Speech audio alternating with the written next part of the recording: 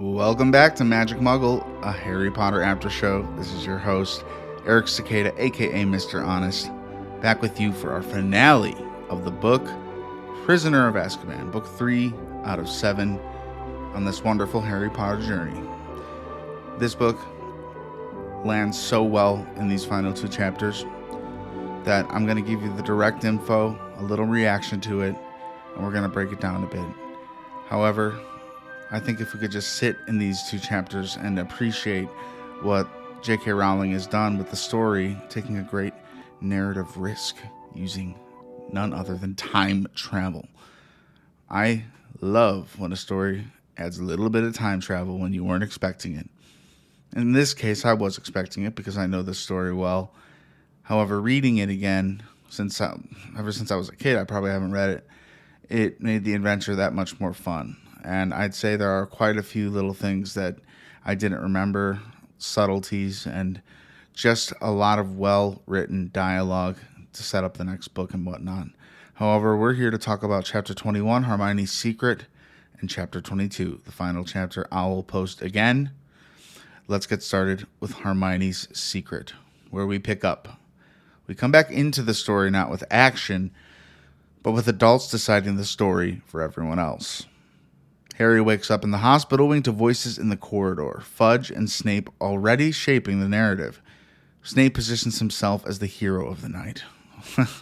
And Fudge is more than happy to accept that version because it's clean, official, and convenient. These two together are not the greatest pair for Harry, especially.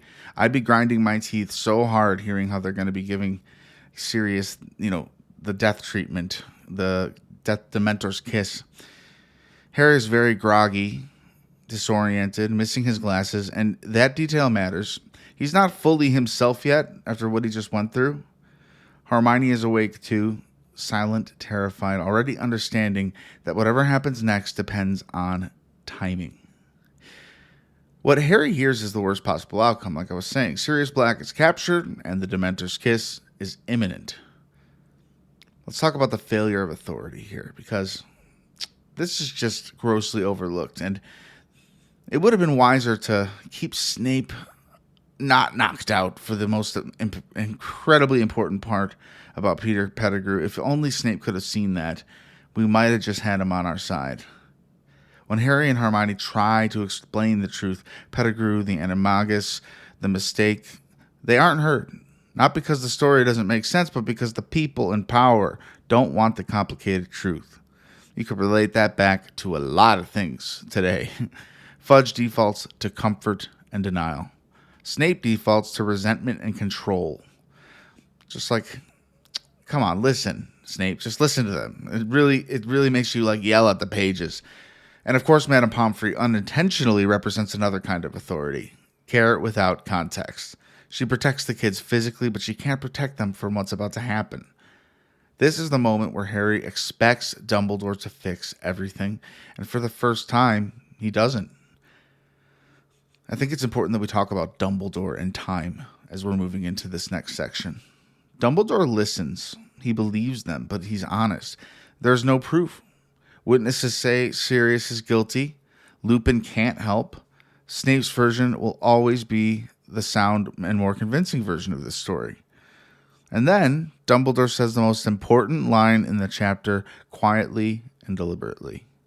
What they need is more time. This is where the story shifts. Harry and Hermione are confused and they don't understand the plan, but Dumbledore does. So he does somewhat come up with an answer for them, but he's nudging them to fix this themselves, opposed to him coming in and fighting a battle for them. And this is the first place you really feel it. Dumbledore seems to understand the shape of the night before anyone else does. He gives them precise instructions: the tower, the window, the timing, and then steps away. He doesn't over-explain. He doesn't interfere. The tower, meaning he's in Flitwick's office, Sirius Black being held there, the window in which he's there, and the timing of it all. Dumbledore tells them he's going to lock the door, and he does. Not as a test and not as a risk, but because the loop is already complete. He isn't waiting to see if they'll make it back. He's acting on the knowledge that they already have. And importantly, not because he's time traveling himself, but because he understands how time behaves when courage and restraint are both involved. Harry and Hermione are inside the loop. Dumbledore stands calmly at the edge of it. So Hermione's secret is revealed. Hermione reveals that she has a time turner, something she's been quietly using all year just to survive her schedule. I could make a whole episode on ranting and rumbling about the existence of time turners, how they could be abused. It is explained that McGonagall gave it to her for her classes so she could make it to classes that happen at the same time because she's willing and eager to learn. However, it was very hard for McGonagall to obtain this. So at least however many of these there are in existence, I like to think personally that they're very hard to make and very hard to get your hands on, no matter who you are in the wizarding world. They're maybe in one of the secret, most hidden vaults of either Gringotts or the Ministry of Magic, in my opinion. Like I said, this detail reframes her entire third year. We see the hints, but we don't get told directly how she's doing it. And this book did it first, but in my mind, I'm thinking of Avengers Endgame, simply because you're thinking, are they really going to do this? Are they really going to introduce time travel? And they do. However, time travel in the wizarding world here isn't flashy. It's stressful, dangerous, and restrictive. The rule is clear. You must not be seen.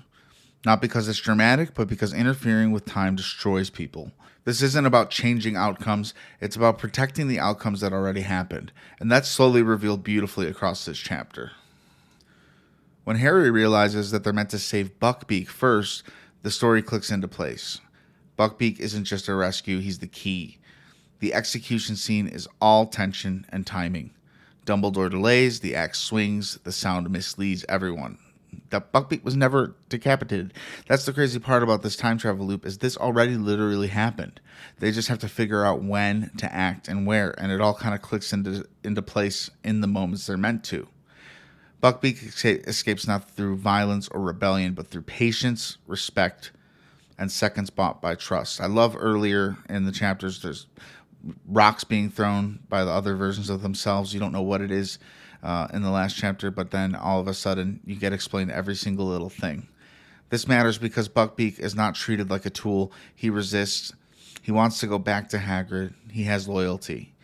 Draco really was a big baby on this, and man, if you ever like Draco Malfoy, you probably don't in this moment. Magic here isn't domination, it's cooperation. We just watched the night unfold from this point.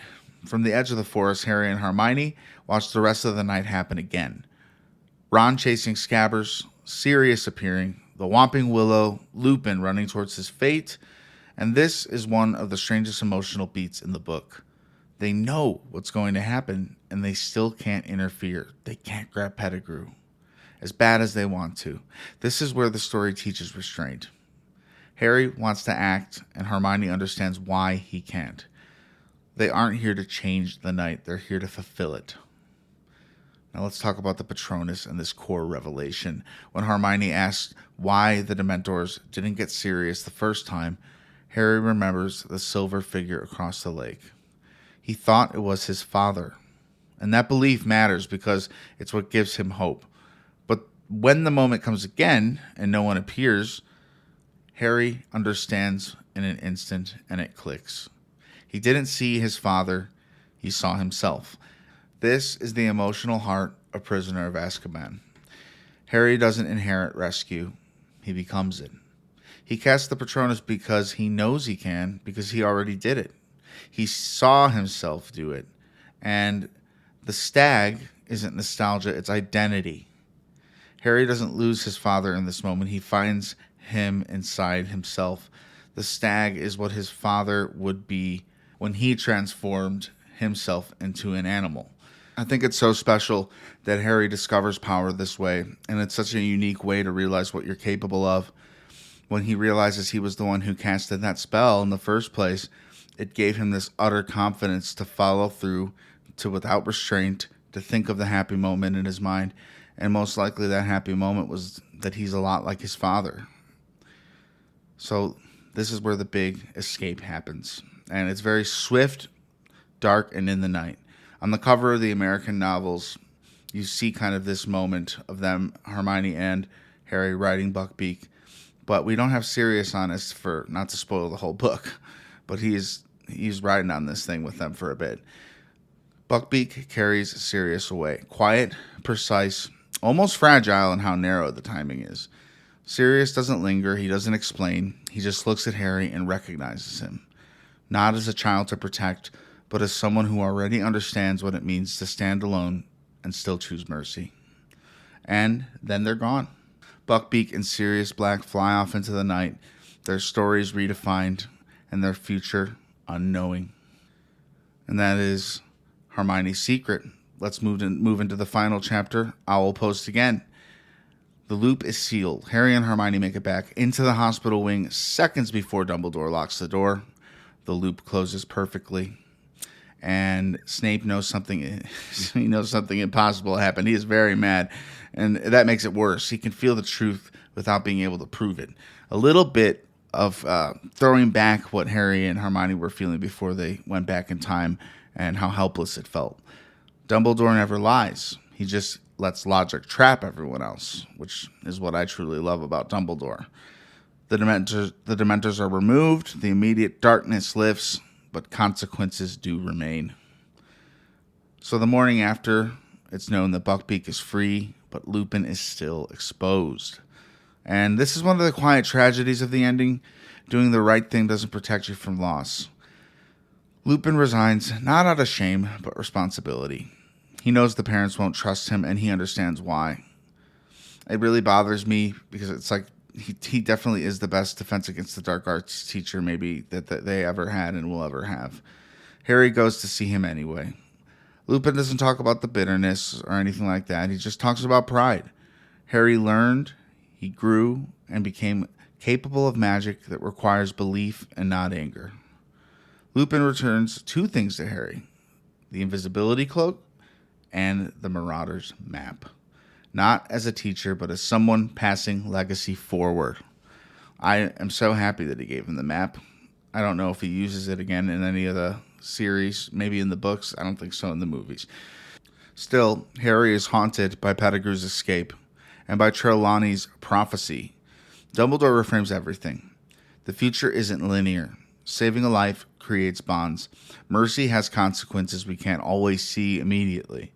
And then Dumbledore says something profound about memory and love. Harry didn't imagine his father. He carried him. James Potter shows up not as a ghost, but as courage, instinct, and form. Prongs rode again. That's what I love about Dumbledore. He always has a very nice, resolute line at the end of each book. Getting to meet with him and talk it over is kind of a tradition at this point for Harry. And I think it honestly forms a bond between the two. Dumbledore knows what Harry's capable of and has been all along. And Harry looks to Dumbledore to seek that acceptance in what Harry seems to believe is in himself, which is rightfully so. It is. So what the letter actually changes. Sirius Black sends Harry a letter on his train back to Hogwarts. His letter doesn't give Harry a new home, but it gives him something just as important: truth, connection, permission, and leverage. The firebolt wasn't from Hogwarts. It was from family. So Hermione was right, as she says. The firebolt was sent to him by Sirius Black himself, but it was not tampered with or messed with. So disfiguring it and taking it apart was not necessarily the right thing to do, but in all reality, we don't know he's safe. And Hermione was very mature about this and telling them that he probably wants to come get you, and he might be messing with your broom. And from this point in this story, nobody knows what's going on, so why not just be safe? Honestly, safer is better. With everything Harry's been through, with people literally trying to get rid of him, he might as well just be safe in having the teachers inspect the broom, and they fixed it perfectly for him, and he didn't think that they would. Another thing I love, Sirius sends out this letter to Harry on the train explaining everything. He apologizes for scaring him the night of the night bus when he leaves his house, and he just wanted to see Harry before he began his journey towards Hogwarts. I love Sirius. It's such a great moment just piecing it all together. He also admits to sending him the broom, and that's a big deal because it shows he loves Harry. He wants Harry. He wants to be Harry's godfather more than anything. He wants to take over. He wants to do something in honor of his fallen friends, James and Lily.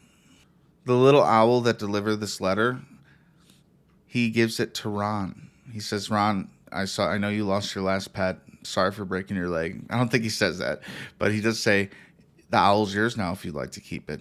And I love that. Ron's got a new little owl, not a rat that's secretly a grown man who killed a bunch of people. That probably is a good omen for Ron in his life. I'm really glad Ron is free of Peter Pettigrew. What a sick, twisted thing if you look back on all these years, all this time. Ron has had this rat, and it's been a man this whole time. I think it's actually brilliant, and you know what I think, that Peter Pettigrew probably just escapes into the life of the rat. He forgets that he's human at times. He knows he's safe with Ron and the Weasleys. In a sense, he created a horrible crime, but he doesn't want to answer to it. He's ready to pop up just at the right time for Voldemort's return, or when he's outed, like he is now in this book. And the final beat with the Dursleys matters because for the first time, Harry isn't powerless there anymore. They're afraid now, not because of magic, but because Harry knows he's not alone. He even drops in a little information about his godfather, and Uncle Vernon denies Harry that he has a godfather, but Harry tells him that he's like a murderer pretty much, and you better not be mean to me because I have a super scary godfather, and it works pretty much. Uncle Vernon seems a little afraid. Prisoner of Azkaban ends quietly. No villain defeated, no war won, just a boy who learns that the past lives inside us. Time doesn't save us, we save ourselves. And that's good enough to carry him forward. Before we close this chapter, I just want to say, if you've been enjoying Magic Muggle, the best way to support the show is honestly really simple. First, rating the podcast, especially 5 stars, helps more than you might think. It gives new listeners a chance to find the show, and it tells the algorithm that this little corner of the wizarding world is worth sticking around for. If you'd like to support the show directly, there's a tip jar linked in the About section.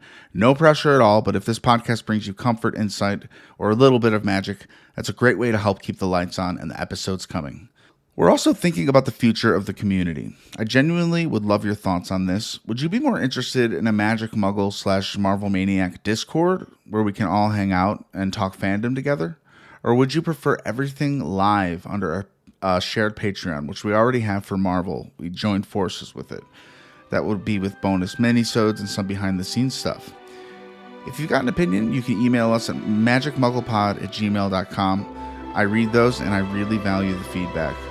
And real quick, if you're also into the MCU, my other show is Marvel Maniac, an MCU after show, where we do the same kind of character first, heart-forward deep dives. One sentence, no homework, just wanted you to know it exists. Thank you for being here, truly. This series means so much to me, and so do you, and I wouldn't be able to do it without you. Until next time, when we go over Prisoner of Azkaban, the movie, wands down, hearts full.